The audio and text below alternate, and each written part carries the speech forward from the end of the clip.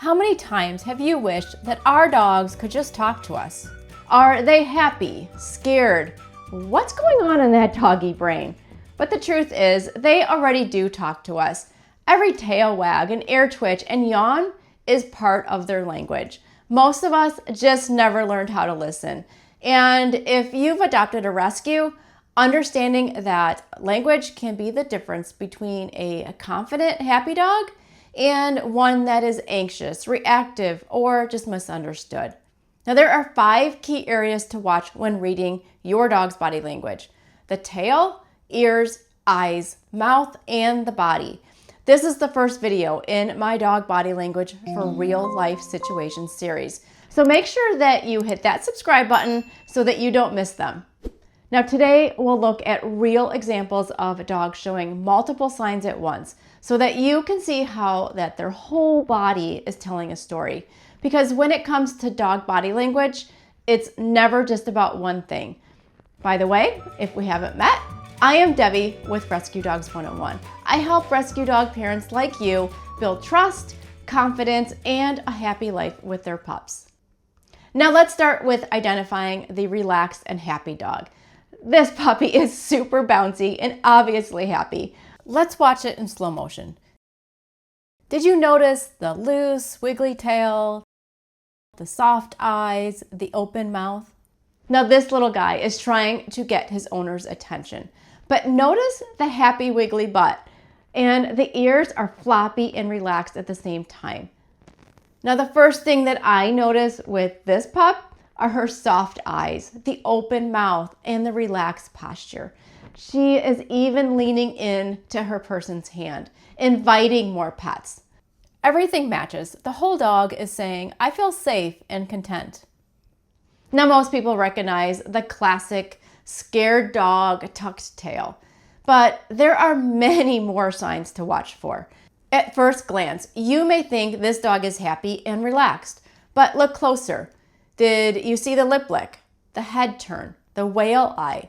The dog's rear end is wiggling, but only because the person is moving it with their hands. And we see the white dog off to the side, lip licking and putting his head down and away. This is a classic sign of avoidance. The white dog is signaling that it is anxious about the situation and does not want conflict.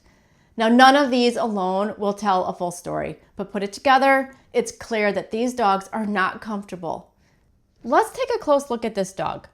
Notice the lip licking, the yawning, the pulled back ears, turning away, and even licking the genital area. All of these are calming signals, which are subtle cues to express stress and to avoid conflict. When we adopted Ginger, she was just a sweet 6-month-old puppy. I thought I knew dogs pretty well. I'd raised many happy-go-lucky dogs before, even fostered a few. But Ginger, she became my teacher. She started showing signs of resource guarding. At first, I completely missed them. Everything seemed fine until one day she froze and growled over her food when a foster dog walked by. Now looking back, all those signs were there. The stiff body, the side eye, even yawning. I just didn't know what those signs meant at the time. Now that first growl was a wake-up call. It forced me to really learn dog body language. And once I started paying attention, I saw it everywhere. At mealtime, during play, and even on walks. Now I wish someone had taught me all of this growing up. In my opinion, learning how to read a dog's body language should be taught to all kids. That's why I created the Dog Body Language 101 bundle. It includes a full-color ebook with photos and detailed explanations, flashcards to play games with so you can practice as a family. There are 2 coloring books, one for kids and one for teens and adults. Everyone can learn together, all while having fun. The link on how to get yours is in the description below. Okay, let's move on to when to know if a dog is aggressive. But before we get into the actual example, it's important to understand that most dogs are truly not aggressive. Aggression signs are usually fear-based. The dog is so afraid that it feels the need to protect themselves from threat, not because they are mean dogs. And it's important to realize that the fear may not be rational to you and me, but to the dog it is. Now let's take a close look at this dog. Notice the ears pinned back, the slow wagging tail, the eyebrows are furrowed, the look away as if it's trying to avoid you. This dog is screaming that it wants to be left alone. Now this is where it gets serious, because if we avoid all of these signs for long enough, the dog is left with no choice but to become reactive and maybe even bite. Let me put it in a story that you can relate to.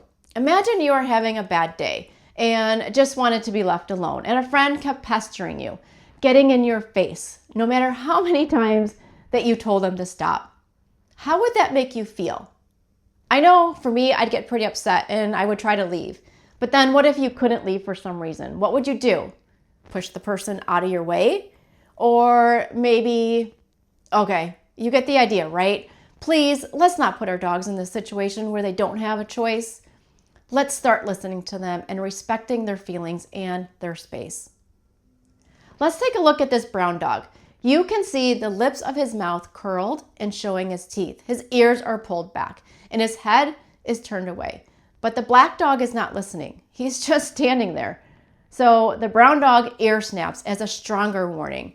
You can even see the whale eye, which is the whites of the eyes. He is not aggressive. If he were, he would have attacked the other dog. He just wants to be left alone, so he moves away. There are many signals that almost always come before a growl. These could be body freezing, curving of the body, a look away, the whale eye, the lip curling, ears pinned back. And the thing is, all these can happen in a split of a second. So if you're not watching closely, they're easy to miss. And trust me when I tell you, I know this firsthand with my experiences with Ginger.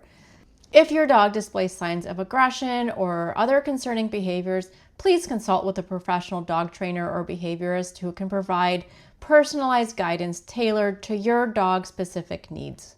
Now let's move on to a more playful mood. Who doesn't love the play bow position? It is so adorable. When dogs play, it should look loose and bouncy. There should be back and forth playing with pauses and role reversals like these two pups. Now, if play starts to look stiff or one-sided, that's your cue to step in and give everyone a break. Now, it can sometimes be hard to tell if dogs are playing too rough or if it's just their play style. You have to know your dog and advocate for them. Watch the entire scenario and look for any calming or stress signals. If you're unsure, pause the play session. If your dog returns to play more and appears to be having fun, then you just may have a dog that enjoys playing rough. So here's the big picture. Dogs are speaking to us all of the time, from relaxed signals to stress cues, early warnings to playful invitations. Body language is their voice, and rescue dogs especially need us to listen because they may not have been heard in the past. Now, once you start noticing these signals, you're going to start seeing them everywhere, and you'll realize that your dog has been talking to you all along. And don't forget, if you want an easy way to keep practicing this at home with the family, check out the Dog Body Language 101 bundle. It is designed for the whole family to learn together. The link is below in the description. Now, before you go, I would love to hear from you. What's one body language signal your dog shows all of the time? Drop it in the comments. I read and reply to every single one. And if you're watching this in the future, the next video in the series all about stress signals will be linked right here on the screen. Thanks for giving your dog the best life possible. I will see you in the next video.